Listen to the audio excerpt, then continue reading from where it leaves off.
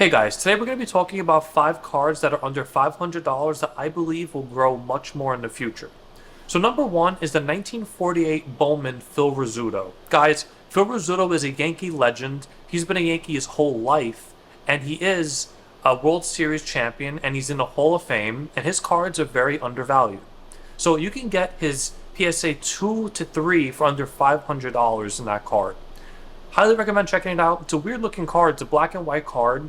And I believe that in the future, Phil Rizzuto will be getting more expensive because he's very undervalued because he was actually overshadowed during his career by Mantle and DiMaggio.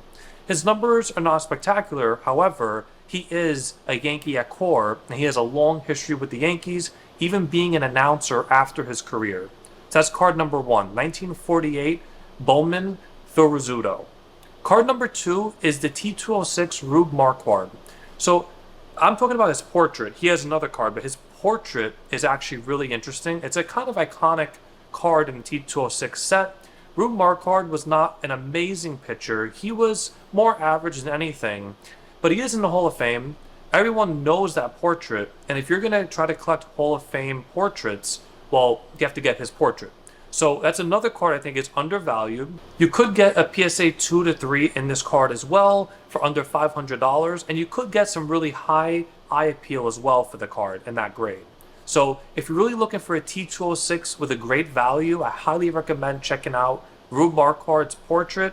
Card number 3 is the 1953 Bowman Color Wee Reese. He is a legend player for the Dodgers, and I highly recommend you checking it out. It's a really cool image of him jumping over Gil Hodges. The 1953 Bowman Color set is a really sought after set for collectors, especially Mickey Mantle of course, but Wee Reese's card really sticks out from the rest of them because of that iconic image of him jumping over Gil Hodges. You should definitely check it out because a PSA 3 to a 4 is under $500, which I think is a great value, and you could get a high eye appealed copy for that kind of money. Card number 4 is 1934 Goudey Lefty Gomez PSA 1 to 2. He was the Yankees' ace pitcher in the 1930s, and he won 5 World Series championships. But let's not forget, the 1933 and 1934 Goudey set is highly sought after by collectors, and Lefty Gomez is very undervalued considering what he actually contributed to the Yankees during the 1930s. Now you can get low grades, like I stated before, PSA 1 or PSA 2, and is getting very scarce because now vintage collectors are starting to really look at Lefty Gomez,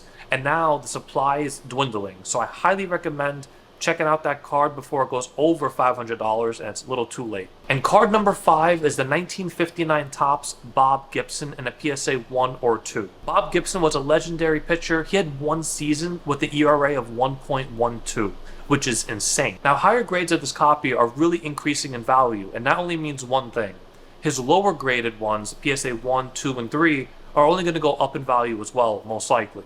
So I highly recommend checking it out before it goes over the 500 mark, or else it might be a little too late to get a Bob Gibson rookie card. Now there is an array of 5 very interesting different cards in a vintage era. You have a T206, you have a 48 Bowman, 53 Bowman Color, you have 59 Topps. So very, diversified. And I highly recommend you guys checking it out before it's too late, before it's over $500. I think it's a good value.